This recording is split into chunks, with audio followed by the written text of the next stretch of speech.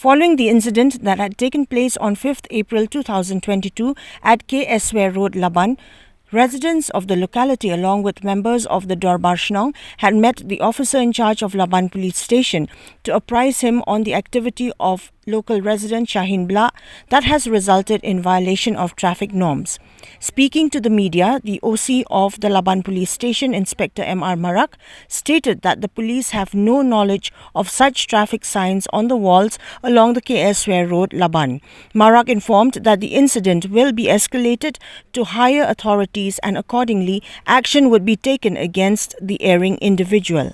Actually, we have no knowledge about that signboard which was written on the Masjid Road. Whatever we read, yes, we have done with the concern of the local Dorbar and with the knowledge of our superior. We will discuss with our senior authority and then necessary actions will be taken against the one who has written on the particular wall.